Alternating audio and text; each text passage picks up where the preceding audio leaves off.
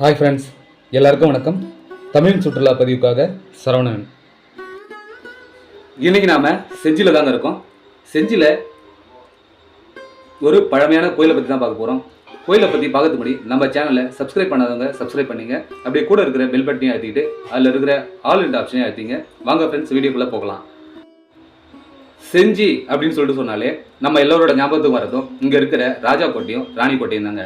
ஆனால் அந்த கோட்டைகளை தவிர்த்து நம்ம பார்த்தோம்னா செஞ்சியை சுற்றியுள்ள பல பகுதிகள் இருக்குது. அதில் வரலாற்று சிறப்புமிக்க இடங்கள் நிறையவே இருக்குங்க. அப்படிப்பட்ட ஒரு இடத்துல தான் நம்ம இன்னைக்கு வந்திருக்கோம். செஞ்சியில் இருக்கிற சங்கராபரணி ஆறு நம்மள நிறைய பேர் கேள்விப்பட்டிருப்போம். அப்படி அந்த ஆற்றங்கரை ஓரமாக கட்டப்பட்டதாங்க இந்த பிரம்மாண்டமான கோயில். படித்துறை இல்லைனா தோணித்துறைன்னு சொல்லிட்டு நான் நிறைய சரித்திர நாவல்களில் படிச்சிருக்கேன். ஃபர்ஸ்ட் டைமாக இப்போ தான் அந்த மாதிரியான இடத்துக்கு வந்திருக்குங்க. நான் இப்போது ஆற்றை தான் பார்க்கறதுக்காக இறங்கிட்டு இருக்கேன். இந்த சங்கராபரணி ஆறு முன்னொரு காலத்தில் எந்த அளவுக்கு அதிகமான தண்ணி ஓடி இருந்திருக்கும். இங்கே நிறைய படகுகள் இருந்திருக்குங்க. இங்கேருந்து வர பிரயாணிகள்லாம் அழைச்சிக்கிட்டு அவங்க படகுல இருந்து அந்த பக்கமாக ஆற்றக்கரைக்கு அந்த பக்கமாக கிராஸ் பண்ணி விட்டுருப்பாங்கன்றதை கற்பனை பண்ணி பார்க்கும்போது எந்த அளவுக்கு அந்த காலத்தில் வாழ்ந்துருக்காங்கன்னு பாருங்கள். இப்போ நம்ம ஆற்றுக்குள்ளே இருந்து கோயிலை பார்க்குறோங்க. எவ்வளவு ஒரு பிரம்மாண்டமாக இருக்குது பாருங்கள். ஆற்றில் இருந்து கிட்டத்தட்ட ஒரு 30 படி மேலே ஏறி தான் கோயிலுக்கு போகிற மாதிரி இருக்குது. மேலே அழகான ராஜகோபுரமும் தெரியுது. அதுக்கு முன்னாடி ஒரு மண்டபமும் இருக்குங்க. அப்படியே நாம் படி ஏறி போனதுக்கப்புறம் பார்த்தீங்கன்னா தோணித்துறைக்கு 2 பக்கமுமே சிறிய மண்டபங்கள் இருக்குது. இந்த மண்டபம் எதற்காகன்னு யோசிச்சு பார்த்தா இங்கே வர பிரயாணிகள்லாம் இங்கே தங்கறதுக்காக இருக்கலாம், அல்லது வருடத்திற்கு ஒரு முறை சாமியை வந்து ஆற்றுல குளிப்பாட்டுறதுக்காக வரும்போது பக்தர்கள் இங்கே நின்று பார்க்கறதுக்காகவும் இந்த ஏற்பாடு பண்ணியிருக்கலாம்னு நினைக்கிறேங்க. அப்படியே இங்கேருந்து அந்த கோயிலை பார்க்கும்போது ரொம்பவுமே பிரம்மாண்டமாகவும் அழகாகவும் இருக்குது. இங்கே ஒரு பெரிய மண்டபமும் இருந்திருக்குங்க. இந்த மண்டபம் பார்த்தீங்கன்னா இப்போ ரொம்பவுமே பாழடைஞ்சு, அதாவது சிதிலடைஞ்சிடுச்சு, மொத்தமாக அழிஞ்சிடுச்சு தான் சொல்லணும். இந்த கோயில் வந்து இயற்கையாக அழிஞ்சது கிடையாதுங்க. நிறைய போர்களை பார்த்த கோயில். அதாவது செஞ்சிக்கோட்டை மீது நிறைய பேர் படையெடுத்து வரும்போது முதல்ல இருந்து இந்த கோயிலை தான் தாக்க ஆரம்பித்து தான் அவங்க முன்னேறி இருக்காங்க. ஒரு 300-400 வருஷத்துக்கு முன்னாடி இந்த இடம் எப்படி இருக்குன்றதை கொஞ்சம் கற்பனை பண்ணி பாருங்கள்.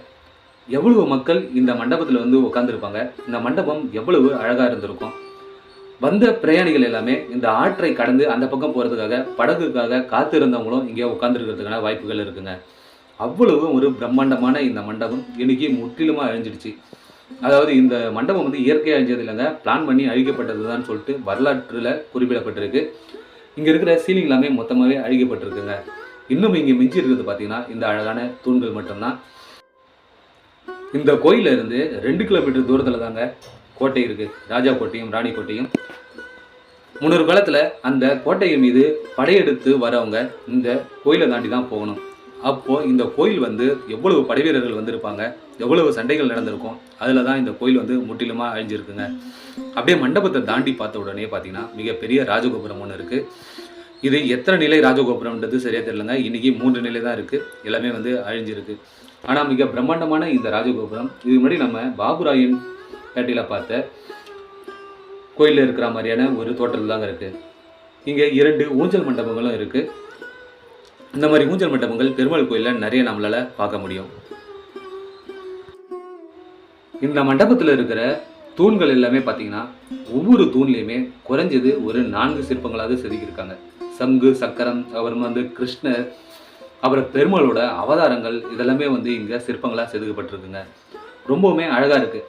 அந்த காலத்துலலாம் வந்து பொழுதுபோக்குன்னு எதுவும் கிடையாதுங்க.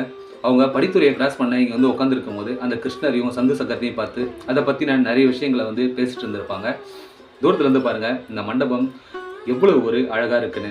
அப்படியே இந்த மண்டபத்தை நம்ம கடந்து இப்போது ராஜகோபுரம் உள்ளே இருக்கோங்க. ராஜகோபுரம் உள்ள இந்த பெரிய வாசற்கால் சொல்லுவாங்க. நம்ம வீட்டிலலாம் இப்போ வாசப்படி, அந்த மாதிரியான வாசற்கால் எவ்வளோ பெருசு பாருங்கள். கிட்டத்தட்ட ஒரு 30 இல்லை 40 அடி உயரம் கொண்ட இந்த பெரிய பிரம்மாண்டமான வாசல் அப்படி இருக்குங்க. இங்கே கதவுகளும் வச்சு இந்த கோயிலை பாதுகாத்துருக்காங்க. மிக பிரம்மாண்டமான கதவுகள் இருந்ததுக்கான அடையாளமாக இங்கே நிறைய துவாரங்களும் நமக்கு காண கிடைக்குது. பாருங்கள், அந்த மேலே வாசப்படிக்கு மேலே துவாரங்கள் அமைச்சிருக்காங்க. எவ்வளவு பெரிய கதவுகள் இந்த கோயிலில் இருந்திருக்கும். அப்போ இந்த கோயில் எந்த அளவுக்கு வந்து ஒரு பாதுகாப்பாக இருந்திருக்குன்றதை கொஞ்சம் கற்பனை பண்ணி பாருங்கள்.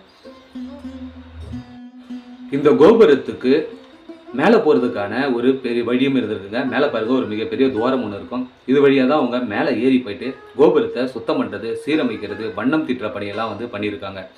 அப்படி நம்ம கோபுரத்தை கடந்து வெளியில் வந்த உடனே பார்த்தீங்கன்னா கோயில் ரொம்பவுமே அழகாக இருக்குது. அதாவது பழங்கால கோயில் முற்றிலும் அழிஞ்சதால் இப்போ புதுசாக அந்த கோயிலை வந்து கட்டியிருக்காங்க. கீழே வந்து பார்த்தீங்கன்னா பேஸ் எல்லாமே பழங்கால பேஸ் தான். மேலே இருக்கிற கட்டுமானம் மட்டும் இப்போ செங்கல் கட்டுமானமாக வச்சு பண்ணியிருக்காங்க. ரொம்பவுமே அழகான இந்த கோயிலில் நிறைய படையெடுப்புகளின் போது இங்கிருந்த சாமிகளுடைய சிலைகள் எல்லாமே களவாடப்பட்டிருக்கு. இப்போ வந்து புது சிலைகளை வச்சு தான் வழிபாடு பண்ணிட்டு வராங்க. பல தடைகளை கடந்து வந்த கோயில் சொல்லிட்டு நான் டைட்டில் போட்டிருப்பேன். உண்மையிலேயே இந்த கோயில் நிறைய தடைகளை தாங்க தாண்டி வந்திருக்கு. ஏன்னா இந்த கோயில் முற்றிலும் மண்ணில் புதைஞ்சிருக்கு. அந்த தோணித்துறையெல்லாம் பார்த்தீங்கன்னா 200 வருஷத்துக்கு முன்னாடி தான் கண்டுபிடிச்சிருக்காங்க. அது மட்டும் இல்லாமல் இங்கே தோண்டி எடுக்கப்பட்ட தூண்கள் மற்றும் இந்த சிலைகள் எல்லாமே பார்த்தீங்கன்னா இங்கே ஓரமாக கோயிலை சுற்றியுமே நிறையவே காணப்படுது. எவ்வளவு ஒரு பிரம்மாண்டமாக இருந்த கோயில் இன்னைக்கு முற்றிலும் அழிஞ்சி அதனுடைய மீதி இருக்கிற அந்த கற்கள் மட்டும் ஓரமாக இருக்கிறத பார்க்கும்போது மனசுக்கு வருத்தமாக இருக்குது. அது மட்டும் இல்லாமல் இந்த கோயிலோடக்கு நிறைய படையெடுப்புகளில் அழிஞ்சது மட்டும் இல்லாமல் வேற்று மதத்தினரும் இந்த கோயில் மேலே கேஸ் போட்டிருக்காங்கங்க. இந்த இடம் எனக்கு தான் சொந்தம், எங்களுக்கு தான் எழுதி கொடுத்துருக்காங்கன்னு சொல்லிட்டு அதுவும் கேஸ் நடந்து அதுலேயும் ஜெயிச்சதுக்கு அப்புறம் தான் இந்த கோயிலை கட்டி இங்கே வழிபாடு பண்ணிட்டு வந்திருக்காங்க. அதுக்கு முன்னாடி இங்கே வழிபாடு பண்ணக்கூடாதுன்னு நிறைய பிரச்சனைகள்லாம் நடந்திருக்கு. இப்படி ராஜா காலத்தில் இருந்து இப்போ இருக்கிற வரைக்கும் நிறைய பிரச்சனைகளையும் தடைகளையும் கஷ்டங்களையும் தாண்டி தான் இந்த கோயில் இன்னைக்கு பிரம்மாண்டமாக நமக்கு காட்சி கொடுக்குது. செஞ்சியில் இப்படி ஒரு பிரம்மாண்டமான கோயில் இருக்குன்றது எனக்கு தெரியாதுங்க. நான் வந்தது பார்த்தீங்கன்னா செஞ்சிலிருந்து ஒரு 10 கிலோமீட்டர் தூரத்தில் இருக்கிற பனமலைப்பேட்டை ஊருக்கு தான். அங்கே தாளகிரீஸ்வரரை வணங்கிட்டு போகிறதாங்க வந்திருந்தேன். அப்படியே தாளகிரீஸ்வரரை வணங்கிட்டு நான் ரிட்டர்ன் வீட்டுக்கு போயிட்டு சொல்ல இந்த பிரம்மாண்டமான ராஜகோபுரத்தை பார்த்தேன். இவ்வளோ பெரிய ராஜகோபுரம் இருக்கு, இதுக்கு வழி எங்கன்னு தேடும்போது பக்கத்தில் ஒரு சின்ன வழி தாங்க இருந்தது. அந்த சந்து வழியாக தான் நாங்கள் கோயிலுக்குள்ளே வந்தோம்.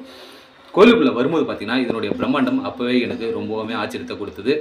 அது மட்டும் இல்லாமல் நிறைய வரலாற்று சுவடுகள் பதிந்த இந்த இடமாகவும் இருக்குங்க. அப்போயே நான் வரும்போது மதியானம் ஆயிடுச்சு. 2 மணி போல் தான் இந்த கோயிலுக்குள்ளே நான் வர ஆரம்பித்தேன். அதிலே இந்த கோயிலோட நடையும் சாத்தி இருந்தது. என்னால் உள்ளே இருக்கிற இறைவனையும் பார்க்க முடியல. நீங்களும் இந்த கோயிலுக்கு ஃப்ரீயாக இருந்தீங்கன்னா வாங்க, உங்கள் குடும்பத்தோடு வாங்க, முக்கியமாக குழந்தைகளை கூட்டிட்டு வாங்க. ஏன்னா நம்முடைய வரலாறுகள் நம்மளோட அழிஞ்சு போகக்கூடாது, நம்மளுடைய வருங்கால சந்ததிக்கும் தெரியணும். இந்த கோயில் எவ்வளவு பிரம்மாண்டமாக இருந்தது, அதுக்கப்புறம் எப்படி அழிக்கப்பட்டது, திருப்பியும் இந்த கோயிலை எந்த அளவுக்கு மீட்டு எடுத்துகிட்டு வந்திருக்காங்கன்றதை நம்மளுடைய சந்ததியினரும் தெரிஞ்சாதான் அவங்களுக்கும் வரலாறு வந்து பகிரப்படும். ஓகே ஃப்ரெண்ட்ஸ், இந்த வீடியோ உங்கள் எல்லாருக்கும் பிடிச்சிருக்குன்னு நினைக்கிறேன். பிடிச்சிருந்தா லைக் பண்ணுங்கள், சப்ஸ்கிரைப் பண்ணுங்கள், மறக்காமல் ஷேர் பண்ணுங்கள். திரும்பவும் நாம் இதே போல் ஒரு வரலாற்று முக்கியத்துவம் வாய்ந்த ஒரு இடத்தை பற்றி பார்க்கலாங்க. அது வரைக்கும் உங்களை விடைபெறுகிறேன். நன்றி, வணக்கம்.